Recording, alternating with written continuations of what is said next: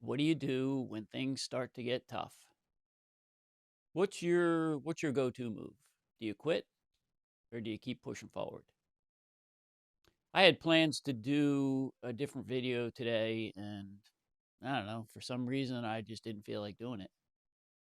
And been putting videos out now for a little while and it's fun and exciting and I really enjoy doing it. I like creating the video. I like writing about the topic, researching the topic a little bit. I like posting it and then following up all the comments that come behind it, the interactions that I have with people on this platform, the friends that I'm making. It's all fun and it's all exciting. But after a while, it turns into a grind, like anything.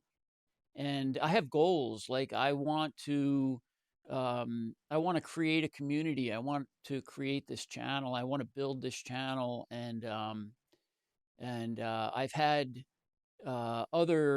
been on other platforms um, where I've had large communities, and it's really beneficial to everybody involved. So I'm trying to grow this community, but this morning when I got up, I had plans for a video and I just did not feel like doing it.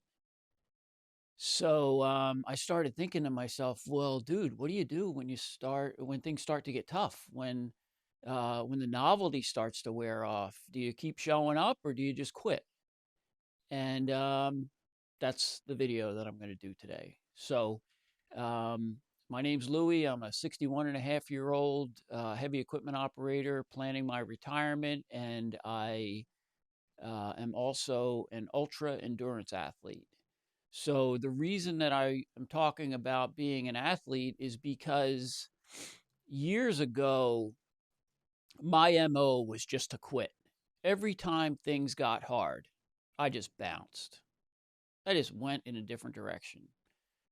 When I was in my 20s and 30s, if my job got difficult, I just left and went somewhere else. If a relationship got difficult, I just moved on. Um, Anytime things got difficult, I just quit. And when I started getting older, I needed to change that person. I needed to become somebody who would make a plan and follow through on that plan and grind it out, even when things got difficult. And so that's what I did. I started recognizing when things were hard, and I would push through them, and I would get to the other side and continue and start to build. And I did that with my job, and I did that with my sobriety. I've been sober for 23 years. I did that with my fitness. So once I started learning the benefits of building and the benefits of consistency and the benefits of staying with the plan, I started to realize that I had to push through the difficult times. I had to invest in myself. I had to work hard and get through to the other side. And the feelings that I had at one point about giving up and about quitting would go away. And then I would reach another milestone and I would continue to build on it. So it's really this mindset is really how I became an ultra endurance athlete. So I was a martial artist for 17 years, and I studied at the same dojo under the same sensei for all that time. I built a good martial arts career there, and moved into some very high ranks. And then I started to run, and I wanted to become a runner. I wanted to make some changes, so I became a runner, and I started running short races, but I would train for those races so I could do my best. And then those races, the distance of those races continued to get longer. And eventually I found myself training for a marathon.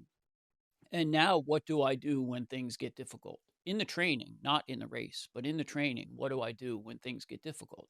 What do I do when my alarm goes off at 3:30 in the morning and I have to get up and get out on the road and start running at 4 o'clock so I can make sure I'm on time for work at 6:30 in the morning? What do I do? Do I quit when it gets hard, or do I continue to push forward? Do I continue to work hard and work towards my goal?